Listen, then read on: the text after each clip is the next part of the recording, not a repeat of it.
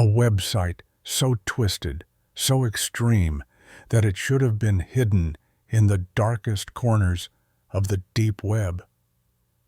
But it wasn't. It was out in the open, accessible to anyone who wanted to join. A place where people paid to watch others get mutilated. Some even volunteered to take part. And the man behind it? Marius Gustafsson. This is the story of Eunuch Maker, one of the most disturbing cases I've ever covered. Marius Gustafsson was born in Norway in 1978.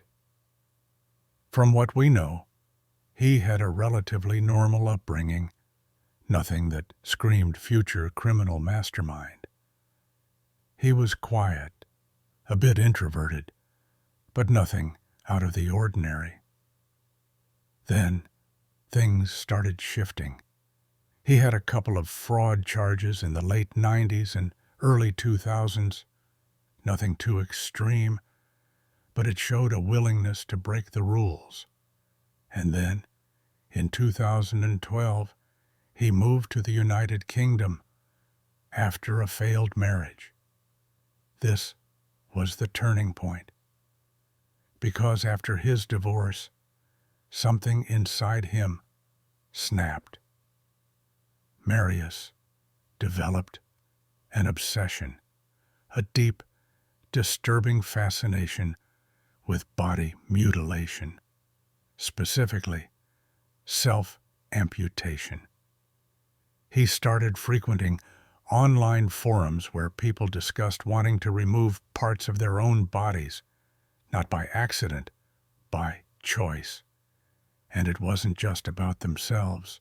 Some wanted to watch others go through these horrific procedures, and Marius, he saw an opportunity.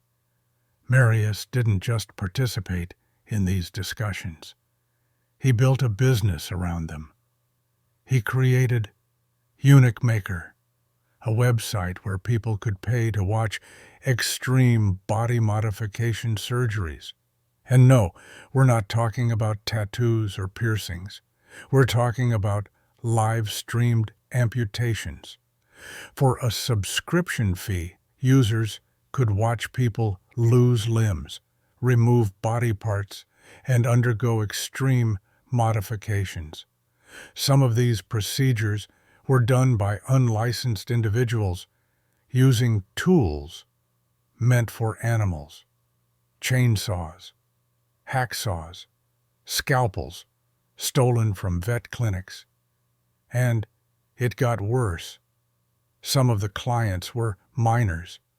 Many were homeless or mentally vulnerable people, lured in by promises of money or fame within this dark community. The sheer scale of this operation is terrifying.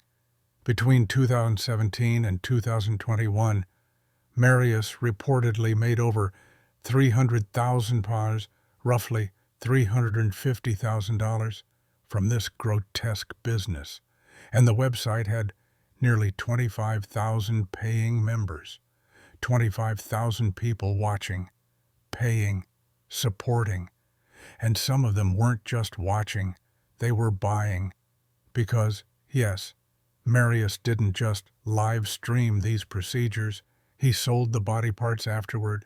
There are reports of people eating parts of human flesh, keeping them as trophies, or using them for unthinkable purposes. For years, this was happening in plain sight. It wasn't buried deep in some secret network. It was out there, available to anyone willing to pay. And it took years for authorities to take action. Eventually, reports started surfacing. Some victims came forward, and a police investigation uncovered hundreds of hours of footage, along with chat logs and financial transactions, proving everything. Marius was arrested, along with several accomplices, including an unlicensed nurse who helped perform these mutilations. The trial was a media sensation because, let's be honest, nothing like this had ever happened before. In the end, Marius received a life sentence with a minimum of 22 years in prison. His accomplices also received lengthy sentences, ensuring that they won't be hurting anyone else. But here's the most disturbing question. How many victims never came forward? How many people never reported what happened to them out of shame, fear, or trauma? We may never know. This case raises some serious ethical questions. If someone wants to be mutilated, if they consent, does that make it okay? Should we allow people to do whatever they want to their bodies? Or is this something that should be stopped at all costs? There's also the terrifying reality that this was not a small underground cult. 25,000 people, that's an entire stadium full of people who were paying to see this. And let's be honest, if authorities hadn't caught Marius, someone else would have taken his place. Maybe someone already has. So, what do you think? Was justice served? Let me know in the comments. And remember, the internet is darker than you think. Stay safe. See you in the next one.